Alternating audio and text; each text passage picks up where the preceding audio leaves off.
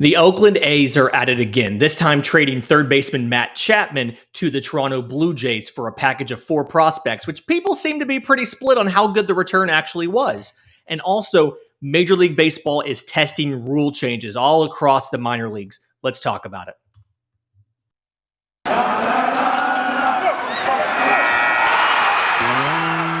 You are Locked On MLB Prospects, part of the Locked On Podcast Network, your team every day.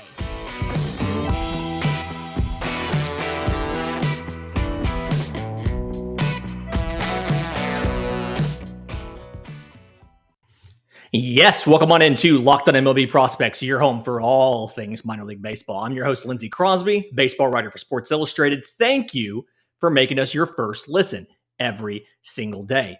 And like I mentioned in the open, the Oakland Athletics are at it again, and we're going to talk about it. If you have questions about any of the transactions going on, any of the minor leaguers who are in camp right now, or how the minor leagues work, you can reach out to us. I'm on Twitter at Crosby Baseball. The show's on Twitter at Locked On Farm. You can also email us, lockedonmlbprospects@gmail.com. We do mailbags pretty much every Monday now, so send those questions in and we'll take care of them. But the big trade announced on Wednesday was Matt Chapman, third baseman for the Oakland A's, going to the Toronto Blue Jays. And in return, Toronto's getting 4 players back. So you look at Matt Chapman, and this is really a situation where Toronto's buying him low. Didn't have a great year last year compared to what he had done in previous years. You know, a little bit of a down year. And it's something where still put up really good defense. You know, still was that guy as far as like elite defender out there.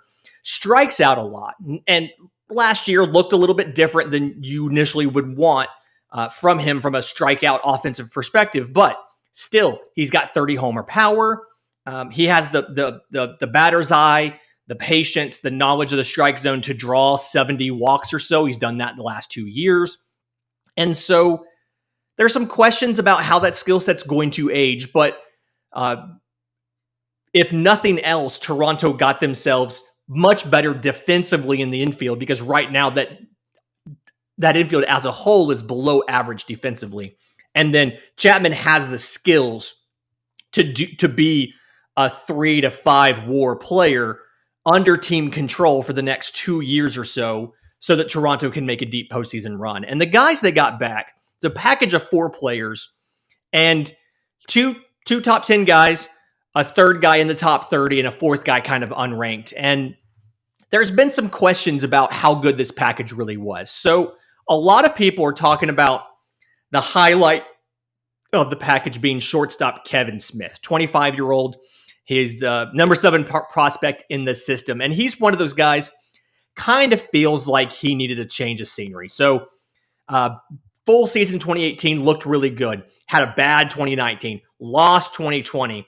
And then 2021 played pretty well in Buffalo for about 90 games. And it was something where he was doing a lot of work on his swing, trying to figure out hand sets, trying to figure out motions and stride and what he could do to try to unlock a little bit more power out of it. And so he got, he was able to get more barrels last year. He was able to start catching up to fastballs up in the zone. And, had a good year, batted 285, 370, 561 in Buffalo. And, it's something where, like I said, 25, he turns 26, and defensively, he's a sound player. He's got an above average arm. He can play short. He could play third or second for you. He feels like a really good utility guy. Obviously, if you're going to take him as one of the highlights of the piece, you see him as a full-time shortstop. But either way, a guy who can definitely contribute for you. And then I would say probably can put up 15 to 20 home runs at the major league level while giving you above average defense. And that's definitely something that you want. And the change of scenery, it's probably going to do him good. And he's a guy, I think about a Christian Pache. The Matt Olson deal, they got Christian Pache from Atlanta, another guy who probably needs a change of scenery. Although Kevin Smith does have a better track record of offensive success than Pache did. But still, a change of scenery guy who's young enough where he can still figure it out. And then big thing for the A's, you call him up at age 25. He turned 26 this July. By the time you're done with the 6 years of team control, that's typically a player they're not going to extend long term. So financially, it makes sense for Oakland to do that. There are some questions about his future fit, whether he can hit enough to be a big leaguer, a full-time big leaguer, or he's going to be a utility fill-in kind of guy. To me, the real star of the package is the other top 10 prospect, Gunnar Hoglund, right-hand pitcher out of Ole Miss. And he was actually somebody who wouldn't have been available in 2021 at pick 19 if not for the fact that he had Tommy John surgery during the year. So he had it in May last year before the draft. And he's a guy that I see him kind of right now as a number 3 to a number 2. He had a fastball that, sits low 90s. He could get it up to 96. And he's a guy that could do that over and over and over again. Very polished, good delivery, very smooth, and really seemed to just kind of understand pitching. He's got a slider and a changeup. Both of them are above average. The slider's low 80s. It's got a sharp action to it. Changeup's above average as well. And so he's got a starter's repertoire. He can get righties and lefties out. And really, you're just betting that his recovery goes okay, that he kind of comes back from the Tommy John and regains the form that he showed you at Ole Miss. And I think he's going to. I like Gunnar Hoglund in this trade. I like Gunnar Hoglund at age 22 going to the A's. You're probably not asking him to do much until at the earliest next year. So from their perspective, what they're looking for, young, cost-controlled talent, they're going to have him through his age 29 or 30 season before he hits free agency and be better able to control the costs while getting a mid to upper rotation starter. I like that. Two of the other guys in the trade, Zach Logue, left-hand pitcher, he was mid-20s for the Jays, and he's a guy really had made a lot of positive strides in development last year. So was drafted in 2017 in the 9th round out of Kentucky, and really didn't look like he was going to amount to much of anything until last year. He started off upper 80s from his fastball. Well, and now he's up around 93, 94, and he's able to throw strikes, plenty of strikes, and he has a changeup that he can really disguise off of the fastball, and it's now an above average pitch. So he kind of took a leap over the pandemic. One of those guys that obviously, while he was not playing games, he did something to make himself better. Another one of those guys that kind of needed that change of scenery.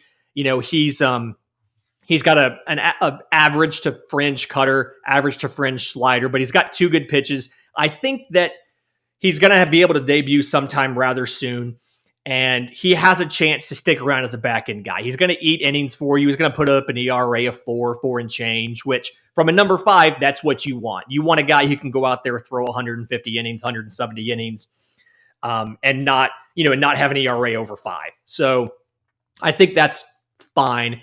And then the last thing is Kirby Snead, left-hand pitcher. He's 27, and he's straight relief prospect. They took him in 2016, the 10th round out of Florida, where he was a reliever. Now he's gotten better since then.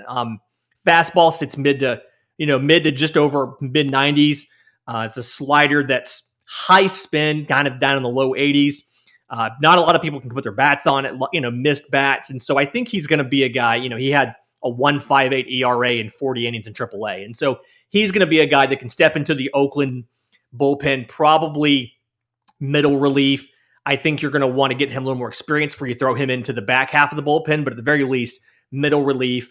You can get something there. Kind of, I'm not going to say a quad A guy. He can contribute at the major league level, but probably not somebody you're going to have as a closer, but just rather somebody who's going to be in there, who's going to help bridge you through on those 7-3 games or 3-7 games, bridge you over to the end of the bullpen and get you out of the game.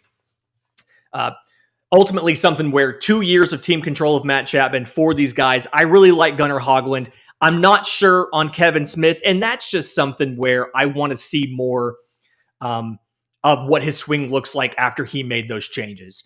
And Elvis Andrus in Oakland isn't going anywhere, but he hasn't been good in a couple of years. And so I don't think there's necessarily any hurry as far as when you decide to call up Kevin Smith and let him start. So send him to AAA, give him some time to kind of make sure he's good with his swing works and everything, and then you can call him up. And there are going to be some things different that he's going to see in AAA because minor league baseball is changing some of the rules in the minor leagues.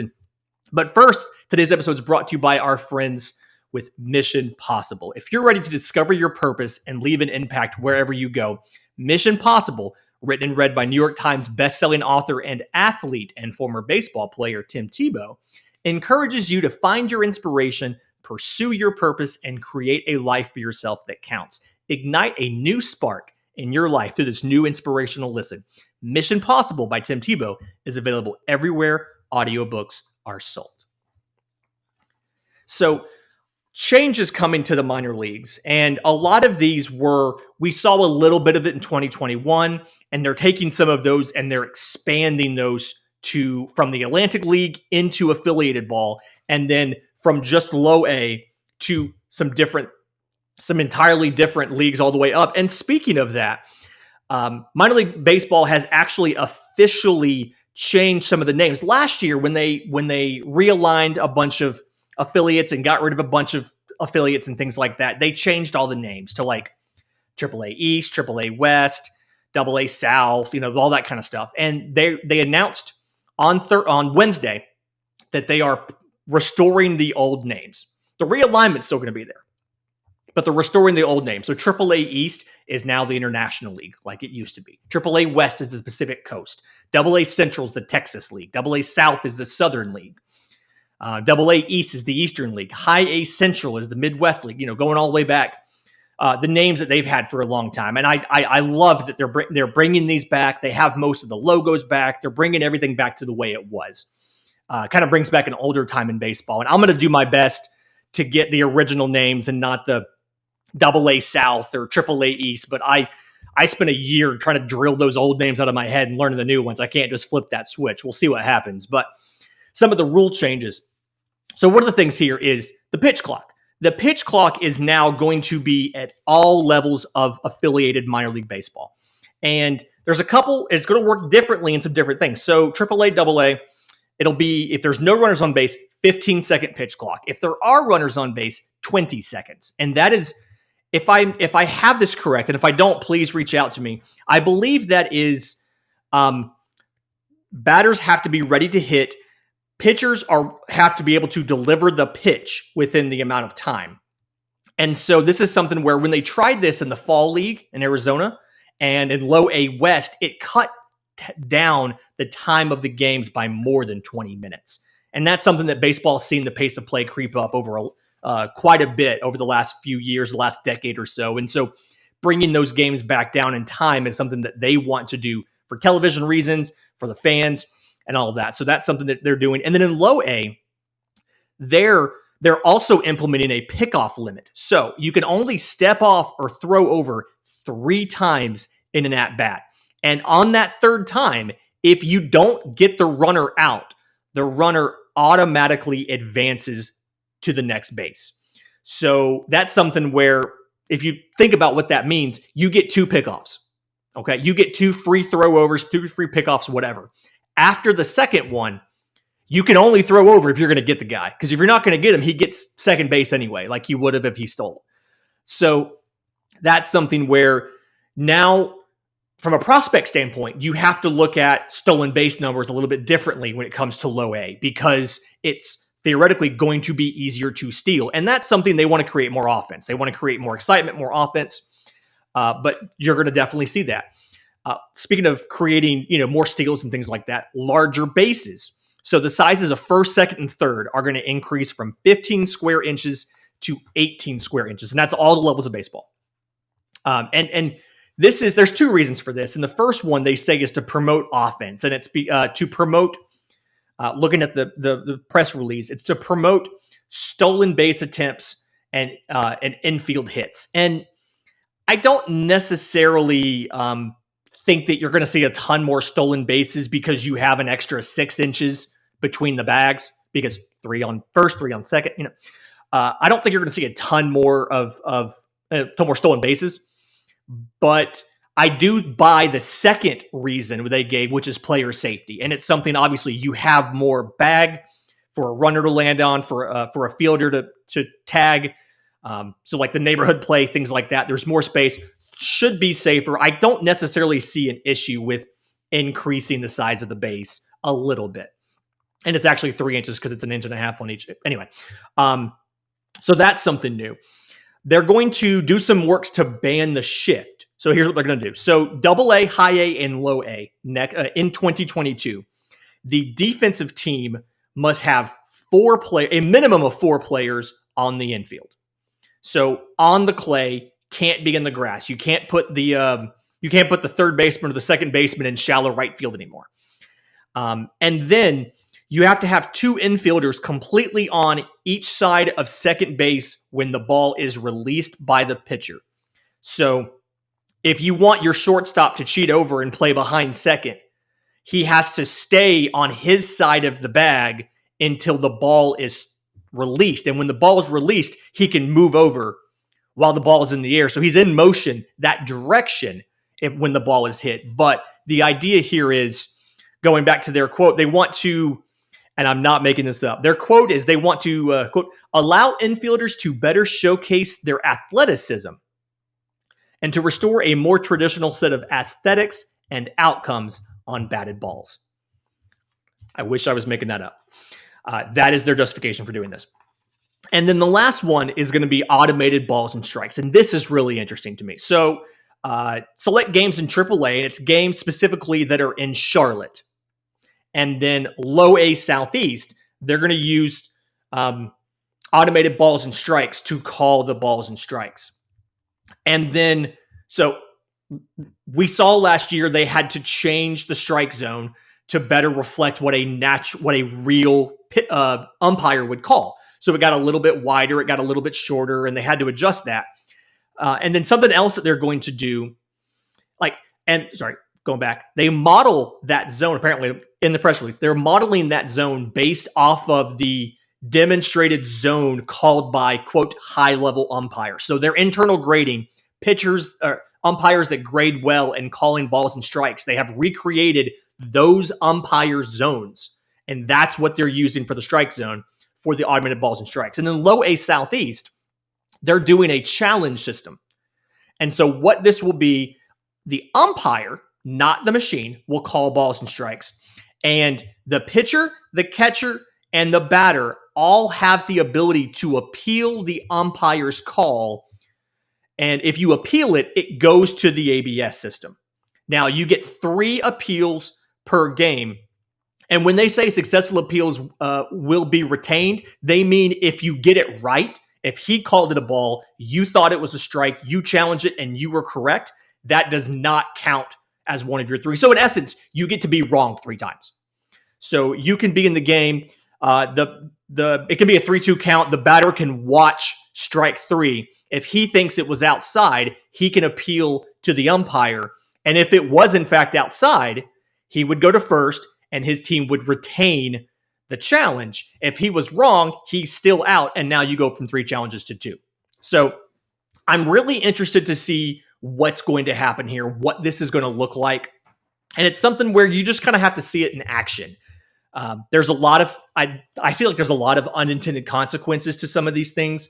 And that's why I kind of wish that they had tested the challenge system at like the Atlantic League, or, one of the partner leagues, as they call it, that's not part of affiliated ball, just so we could kind of see some of the unintended consequences of some of these rules before they do that. And they are testing some more extreme rules in the Atlantic League, and I'm really excited to tell you all about it. But first, today's episode is brought to you by our friends at Rock Auto. And there are so many makes and models of cars out there that it is practically impossible for your local chain auto parts store to have every part for every car in that room in the back. So when you go up there, they're going to ask you all kind of questions. You're going to run to the car multiple times to figure out, are you an LX or an EX? Are you a Sport or not? All the different trim things, just for them to tell you we don't have the part, we'll mail it to your house. And so if you're going to do that, just save time and money and use Rock Auto. Rock Auto is a family business serving DIYers for over 20 years, and those prices are reliably low for every single customer. There's no special loyalty program. There's no membership. They're just everyday low prices. And they have everything you could need. You go in there, you put in the year, make, and model of your car, and it shows you a breakdown of every single part that they sell for it. If it's you have a chip in your paint. Well, here's all of the different colors of the paint. Here's where to go look on this sticker in the cart to get the color code. And here's the kit you need to touch that up and reseal it. Brake parts, tail lamps, motor oil, all that kind of stuff. So go to rockauto.com right now and see all the parts available for your car or truck and write Locked On in the How Did You Hear About Us box so they know that we sent you. Amazing selection, reliably low prices, and all the parts your car will ever need at rockauto.com. Okay, the two big rule experiments they're doing in the Atlantic League. These are interesting. Folks who follow me on Twitter for a while have known that I have been an advocate of the double hook DH. And the idea of the double hook DH was you get a DH until your starting pitcher leaves the game. When your starting pitcher leaves the game, you lose the DH. And to me, the reason why I was a fan of the double hook DH was, one, it preserved the jobs and the strategy of having to do pinch hitting and double switches at the end of games. 2020, being a National League guy, being an Atlanta Braves fan, didn't have to do a ton of DH stuff. And in 2020, I felt like you really lost out on that element of having guys come in to pinch hit in the seventh because you've taken your starter out. And now you have relievers in. And so you're pinch hitting, you're figuring out when can you use this guy versus that guy and balancing your bench and then having a guy pinch hit and then stay in as a defensive replacement. Just all those different little strategy things were lost. So the double hook DH to me was an idea where, okay, now you can do best of both worlds. You don't have to watch a starting pitcher, swing and miss and do all of that, but you still get all of that strategy. And the flaw that we saw when they tested that last year was if you had a starter that came out extraordinarily early. And in essence, what it meant was you either had to make a reliever bat or you ran out of bench guys before the end of the game. If your starter came out in the second, you're looking at 4 at-bats that you're having to pinch hit for a reliever for. And so, it's not, it didn't always necessarily have the intended effect of making starters go longer. And so something they're testing in the Atlantic League, which if you'll remember it's an independent league, but they get support from MLB, and in return, they do things like test these experimental rules. They moved the mound back last year to test that. So they have modified the double hook DH, and what they have said is, in 2022, if the starter completes 5 innings, the DH does not leave the lineup. If the starting pitcher does not go 5 innings, then when your starter comes out, you lose your DH. So they're trying to, because the whole point of the double hook DH was to incentivize starting pitchers to go deeper into games. And coaches, managers were pulling pitchers anyway and didn't necessarily worry too much about didn't worry about when they're going to lose the DH. They just pulled the pitcher whenever they needed to. And so now the thought process is you have an incentive to at least let them go 5. So I can't say that I love the concept of one team keeping their DH and the other losing it. I'd rather the rules be the same for both sides, but I'm curious to see what happens in the Atlantic League. And the other thing that they did, literally right out of Banana Ball, the Savannah Bananas, professional team, not affiliated, independent. They do a world tour outside of the baseball season where they do all kind of crazy stuff. But one thing, I took it straight from there. They're calling it the dropped pitch rule. But what this is batters can advance to first base on any pitch not caught in the air by the catcher. And if you get to first base safely, you are awarded a hit. And the idea in their press release, they say this rule will increase the importance of taking care of the baseball, as in pitching with command, receiving, and blocking pitches, as well as reward athletic players who are able to capitalize on wild pitches and passed balls. So I don't know what to think about this. I've understood for a while. Obviously, a drop strike 3, you can run to first, and you see that quite a bit. I don't know how I feel about if it's a 3-0 count and a slider gets away from a catcher, you can run to first. It feels like maybe necessarily you haven't quite earned that. We'll see what happens. I'm again curious to see how they implement it. I'm glad it's in an independent league versus affiliated ball. But just something new they're doing, a little more extreme than what they're doing for the minors, but they want to test that to see how it works. I like the intent of the rule. It preserves an important role for the catcher, especially if they're not having to worry about framing. I just think it's a little drastic, but really excited to see this. You can imagine all the downstream effects from this. You're going to see if it's a really athletic guy at the plate, you might see a pitcher want to go all fastballs, that kind of stuff. It's just makes you kind of wonder with a lower level of competition, pitchers who are naturally a little less skilled, what's going to happen there. Again, if you have questions for the show, I am on Twitter at Crosby Baseball. Show's on Twitter at Locked On Farm. You can email us, lockedonmlbprospects@gmail.com. We're going to do mailbags just about every Monday. Those of you who have been patiently waiting for a National League West Farm Friday, you have that coming tomorrow. I recorded it last week and had to dump the whole thing because we signed a CBA. So Dodgers, Diamondbacks, Giants, Padres, Rockies, we're talking all those farm systems on tomorrow's show. But until then, this has been Locked on MLB Prospects.